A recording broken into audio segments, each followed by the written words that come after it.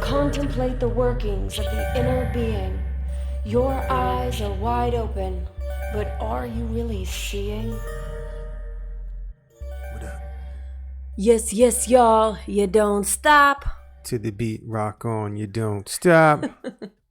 What up, y'all? This is Ty. And Cole, and you are listening to Mentor in the Mirror.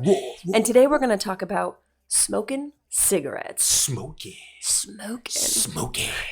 So, Todd, would you explain a little bit before we even get into sharing about the story I want to share? Will you share about your perception of smokers, why people can enjoy smoking, or your perception even as we discussed? I mean, I smoked cigarettes for a long time. My perception of why people smoke? Well, I mean, like how you explain it. Oh, okay. So people ask me about smoking and the effects on the body, and I explain it to them in great detail when they tell me when they ask me the whole pathophysiology behind smoking. And so in the research that I've done, when you smoke a cigarette, right? When you light the cigarette and the tip of the cigarette is burning on its own, it's about 400 degrees. And when you pull on the cigarette, it's about 900 degrees. Okay, 100. And that's an estimation, right? So 400 to 900 degrees, the tip of the cigarette is burning. When you pull on it, you pull that smoke into your lungs, and it probably cools a little bit as it pulls from into your mouth and into your trachea and before it gets to your lungs. So let's estimate that it's 700 degrees when it gets down into your lungs. Your body at any given time, the normal quote unquote temperature of your body is 98.6 degrees for most people. Okay. And that toggles between 97 and maybe almost 100 degrees. When a person is exercising or moving or whatever, it can go up higher than that. But let's say about 100 degrees your body is. So we're talking about you're pulling 7 times your body's normal temperature into your lungs, the most vital organ in your body. And we can talk about your brain. We can talk about your heart. If your lungs are gone, you're dead, because you can't bring in oxygen, and your body needs oxygen to live. You can go for days without food, weeks without food, days without water, but without oxygen, you're dead in 6 minutes. So when you pull that smoke into your lungs, you singe the entire surface of your lungs. Every square millimeter of your lungs gets burned. Okay. And if there's mucus on top of your lungs, that gets burned, and your body has to replace the mucus and the lung cells immediately. So your body goes to work immediately to start replacing everything that has been burnt and damaged. And this becomes a habit of the body. So what happens is your body goes into full alert, and all of the hormones that make you feel really alive start to come on board, because your body is in full alert to rush all of the resources from your body to your lungs to repair them. Because they're a priority. Because it's a priority. So they have to be repaired. And this is one of the reasons why people who smoke a lot tend to lose a bunch of weight unless they eat excessively. They lose a bunch of weight because all of their body's resources, all of their body's amino acids are being used to create new proteins, to create new cells, to replace all of that stuff. Also to up the mucus, because your body starts to see that mucus can actually deaden the burn. So it provides more mucus. That's why a lot of smokers have very junky coughs, because the body is doing things to buffer.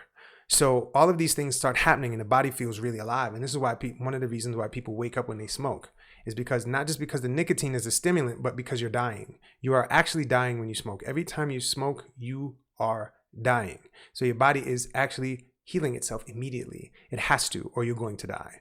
So smoke inhalation, as a nurse, smoke inhalation was one of the things that would kill people dramatically.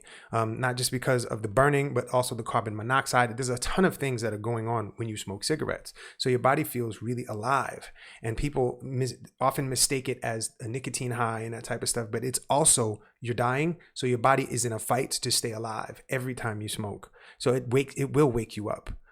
So it's a very important thing for people to start to understand the ramifications behind smoking. You are singeing the entire surface of your lungs, your trachea, right, which is your windpipe. You're burning the inside of your mouth. You're burning your tongue, right? And this is why people who smoke they can't taste very well when you have chain smokers. When people stop smoking, the food starts to taste taste better. They tend to eat less salt because the tongue is now able to perceive things differently because it's not being burned and singed and stuff. So there are so many things that smoking impacts, but the major thing is lungs. And when your body goes into full alert, red alert, and if you're smoking every half hour, every 20 minutes, your body's doing this all day long. So it becomes, your body is habitually dying and repairing itself, dying and repairing itself, dying and repairing itself. And then it also can't heal other things because that is the priority. That's the priority. Right. The priority is the lungs. So once the priority is the lungs, if you got a twisted ankle, that may take months to heal, right? You know, if your wounds are not healing, that could take months. If you have diabetes, that could take months.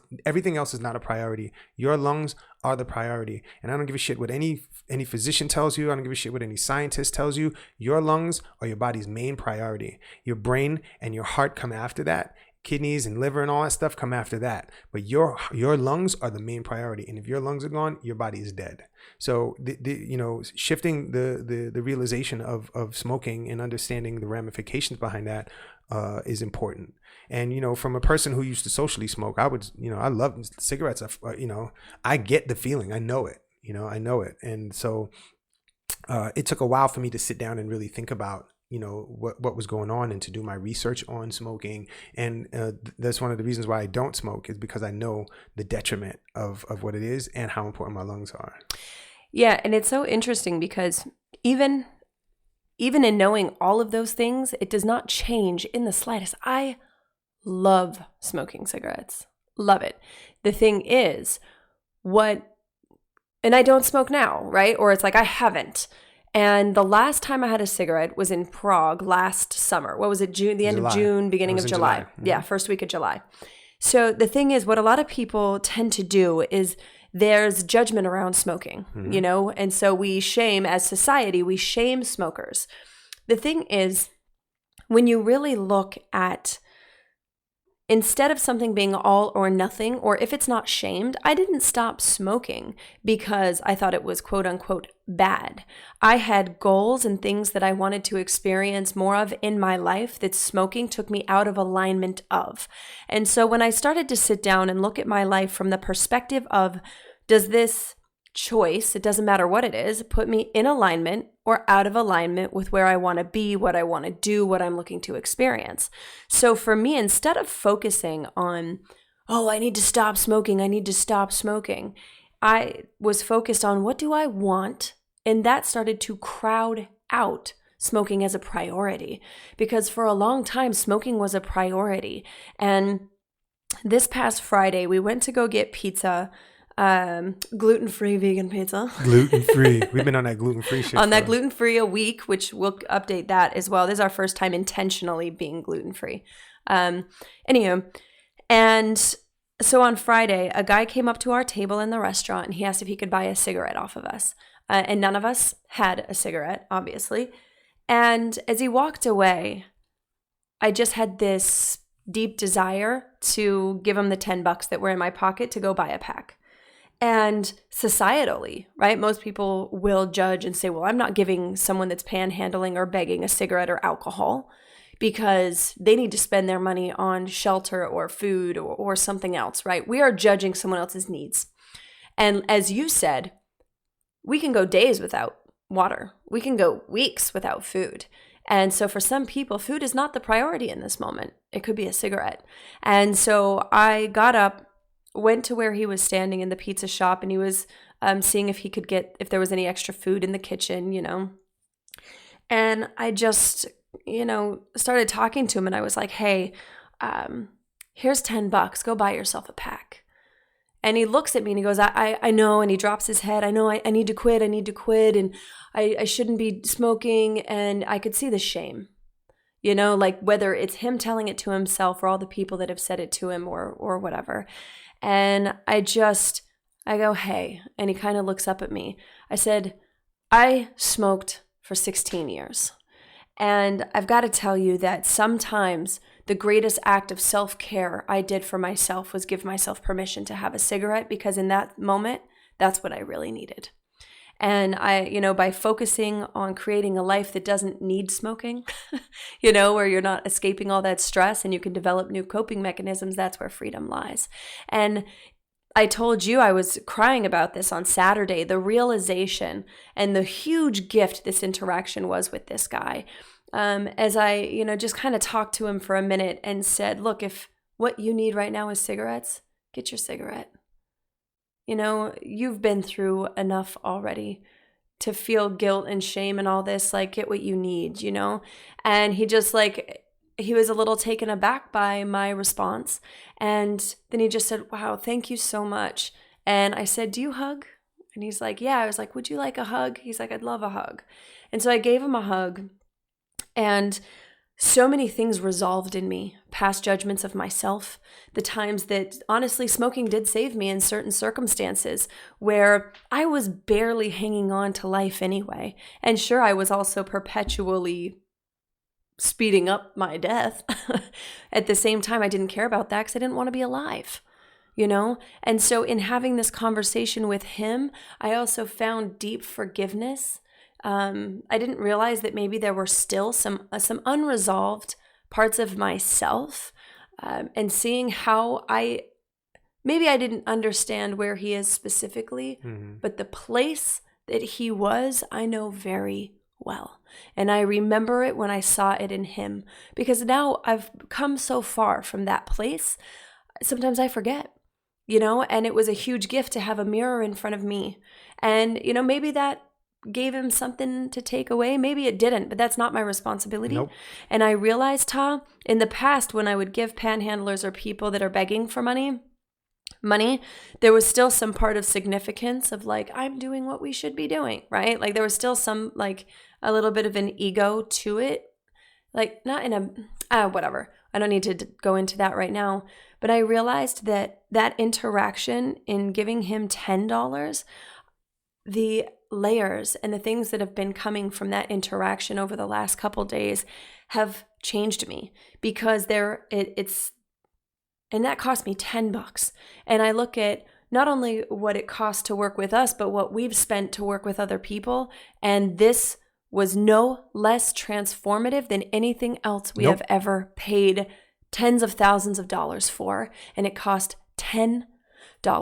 And he was excited. And I didn't shame myself for I should have done more or anything like that. Well, I mean, kudos to you, and I knew what you were going to do as soon as you got up, and I appreciate you for it. And not that we condone smoking or we are advocates of it, but this is a particular situation where that guy wasn't going to stop smoking, and for what was next? Who knows what was going to happen to this dude next? The connection that people have with things that are addictive or things that are habitual is a feeling. And if the feeling of, most of the people that I know that I've taken care of in the hospital situation, the smoking made them feel alive. And, when connected to something, when your life is burdened with stress, family stress, work stress, not having money, disconnect, people tend to be numb. And the only thing that helps people feel things sometimes is smoking or whatever or sex or whatever it is, Coca-Cola. All of these things bring people some semblance of connection.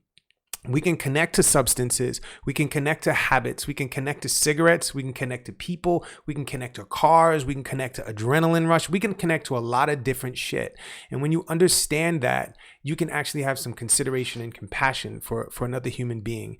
And when we get down to the root cause of what's going on behind things, then we can help. I mean, if we were going to sit there and nurture this guy through coming off of cigarettes and what he really needed in his life, it would have taken a lot of energy and a lot of attention and and this is what we can do for each other, especially with the people that are proximal to us, is be able to remove the judgment shit.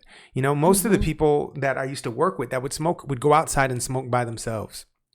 Right. Or they would go smoke with the smokers, right. Or they would only hang out with smokers because there's a shame thing. And when you're ashamed, you either do things alone on a down low or you do it with people who you can be in a shame space with, that the rest of society, functions with. So, the holding your head low if you smoke, look, I don't advocate that shit.